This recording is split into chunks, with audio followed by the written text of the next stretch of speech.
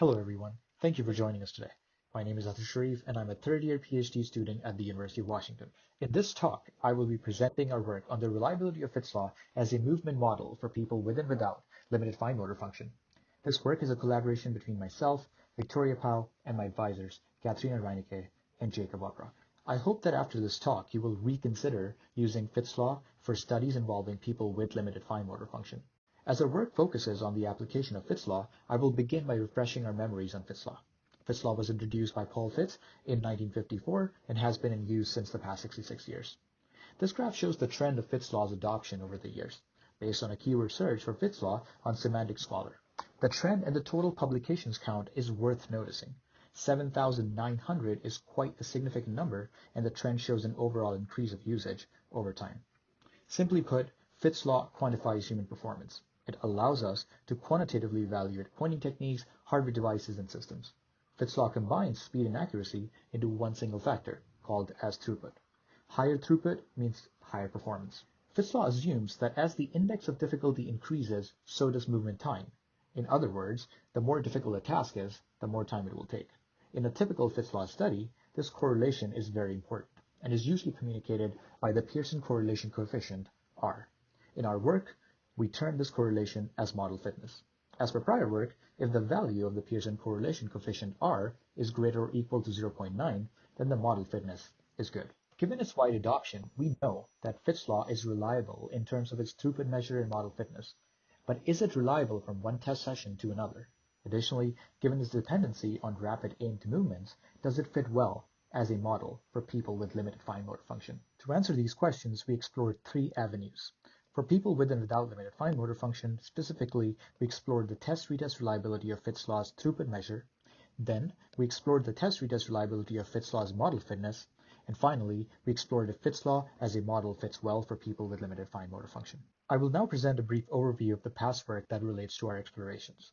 First, we focus on the test-retest reliability.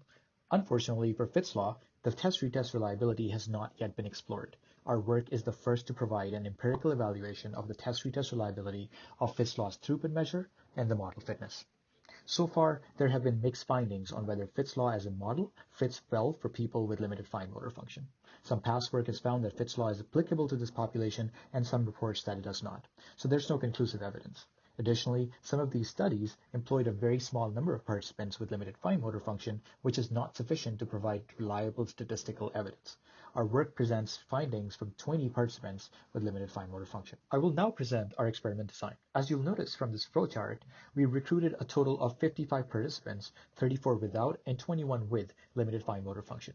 4 people without and 1 person with limited fine motor function were excluded due to high error rates. After the exclusions, a total of 50 participants were analyzed. There has been quite a bit of debate on the throughput calculation approach, but no conclusive decision yet exists. In our work, we chose the mean of means approach as it was more suitable for our data. In addition to the traditional A times W design, which allows us to conduct an experiment varying both the amplitude and the width, our work also analyzed Guillard's form times scale design, which suggests varying either amplitude or width and not both. In our paper, we present these analyses in detail, but in this talk, we will focus on the results from the traditional design. I will now present the results from our experiments. I'll first focus on the results for the Fitts law's throughput measure. We first explore the test-retest reliability of the throughput measure. Here we have a graph which has participant ID on the x-axis and throughput values on the y-axis. The data from people with limited fine motor function is presented on the left in blue, whereas the data from people without is presented on the right in red. Lighter shade represents throughput from session 1 and darker shade represents from session 2. Through the use of whisker plots, we're able to visualize the difference in the performance between the two sessions. Looking at these differences, we'll notice some large differences in the throughput values in participants from both groups. We report that the session had a statistically significant effect on the throughput values, meaning that the throughput values between the two sessions were significantly different. Next, we explore if the throughput value is statistically significantly different between people with and without limited fine motor function. Here, we have a graph following the same color scheme, which has throughput values from session 2 on the x-axis and from session 1 on the y-axis. Looking at these differences, we'll notice that the throughput values from people without limited fine motor function appear higher than that for people with. Here, we report that the fine motor function had a statistically significant effect on the throughput values, indicating that the pointing performance between the two groups was significantly different. We conclude that the throughput values were significantly different from one session to the next, meaning that the test-retest reliability in terms of throughput is low for both the groups, but additionally, it was about 4.7% lower for people with limited fine motor function.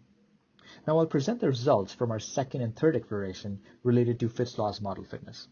We explore if the model fitness expressed in terms of Pearson's correlation coefficient R is statistically significantly different between sessions and also between people with and without limited fine motor function. Here we have a graph which has R values from session 2 on the x-axis and from session 1 on the y-axis.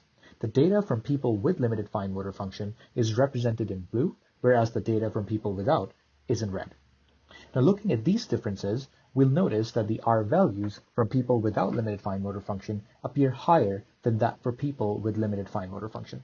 We report that both session and limited fine motor function had a statistically significant effect on the R values. We conclude that the R values were significantly different from one session to the next, meaning that the test-retest reliability in terms of model fitness is low for both the groups, but additionally, it was about 8.76% lower for people with limited fine motor function. We further report that Fitts Law as a model does not fit well for people with limited fine motor function.